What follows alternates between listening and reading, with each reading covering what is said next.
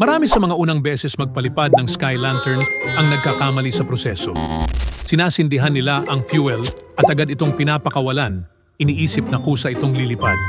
Pero kadalasan, kumikiling ang lantern, dumudulas sa gilid o hinihila ng hangin sa lupa, kaya napapanik ang mga baguhan.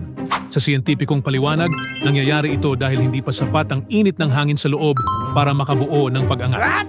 Kailangan mo talagang hawakan ang lantern ng 30 segundo para uminit ang hangin at magkaroon ng tulak pataas.